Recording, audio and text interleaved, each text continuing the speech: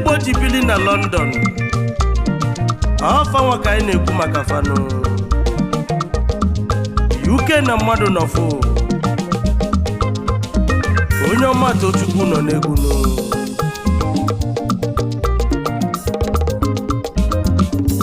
egwu ndị Igbo ji bili na London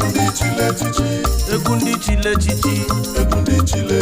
UK na mmadụ nọfụ ndị eji bili na London ọ bụ n'iso na ndị eji bili ngwapụta ejiri ọnụ etinye asụ n'ofe ndị Igbo ji bili babi na London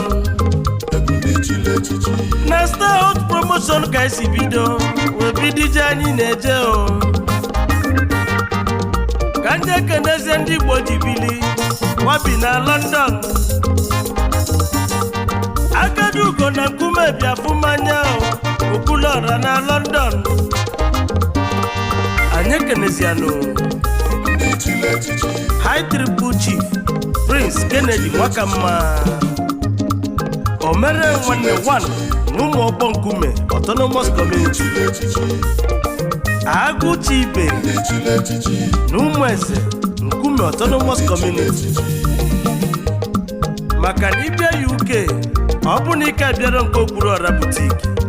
ma lụkwa na ebe ịbịa bụ na nke ukeri ahụ ezi nwa si ụmụ eze nkume Autonomous Community ọrụ Imo steeti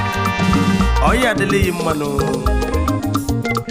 ọ bụ na ibi na London ma ị nụrụ afa anyị n'egwu a gba mbọ ka ịnụ afa anyị mana egwu a ka na-abịakwa abịa o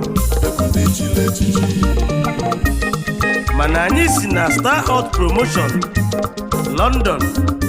wee na-ewetala unu obele afele egwu abụ ndị Igbo ji bili na London ndị eji bili na UK ọ bụ mụ bụ Onyeoma Tochukwu na mani nweze nnụnụ Chukwu bi n'ọzara onye ndị mozi na-agwa okwu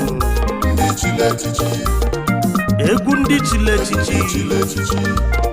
haba sa ngwanụ ka edobili n'ebe a ngwanụ ọ bụ mụ bụ Onyeoma Tochukwu na mani nweze ọ mụọ na-ewetala unu amalịcha egwu abụ ụmụ Igbo eji bili na London ngwanụ ka edobili n'egwu a